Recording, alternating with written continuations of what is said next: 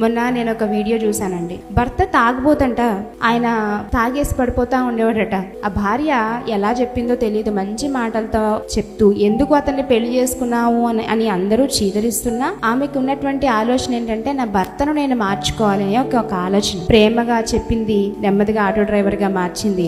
ఆటోని తోలుకుంటూ ఉన్నప్పుడు పిల్లలు కలగడం, తర్వాత వాళ్ళు స్కూల్కి వెళ్ళడం, స్కూల్లో వాళ్ళ టీచర్స్ అడిగారంట మీ నాన్న ఏం చేస్తారు అని. ఆటో డ్రైవర్ అని చెప్పడానికి ఆవిడ ఇంకా మంచి, అంటే ఆయనకున్నటువంటి టాలెంట్ని బట్టి ఇంకా మంచి హోదాలో ఉండాల్సింది కదా, ఆటో డ్రైవర్ అని మనం ఎందుకు చెప్పాలని చెప్పి మరలా ఆ భర్తకి ప్రాంప్టింగ్ ఇచ్చి మంచి మాటలతో అతని మంచిగా చేరువ చేసుకుని నువ్వు ఇంకా బాగా చదవాలి, నీకున్నటువంటి నాలెడ్జ్ని బట్టి నువ్వు టీచర్ ఉద్యోగానికి అర్హుడవు అని చెప్పి ప్రోత్సహించి ఒక టీచర్ హోదాలో అతన్ని నిలబెట్టిందండి. ఎవరు? ఒక స్త్రీ.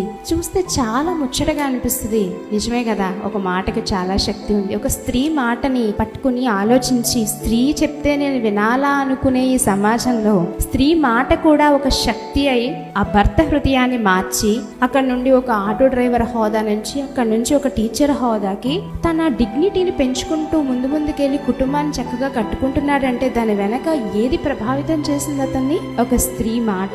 బైబిల్ కూడా అదే చెప్తుంది. అనుకువ కలిగి వివేకం కలిగి నడుచుకుంటే స్త్రీలు తమ భర్తను కూడా అనుకువతో రాబట్టుకొనవచ్చును అని. అటువంటి గొప్ప మాటలు బైబిల్ గ్రంథంలో మనకి రాయబడి ఉన్నాయండి.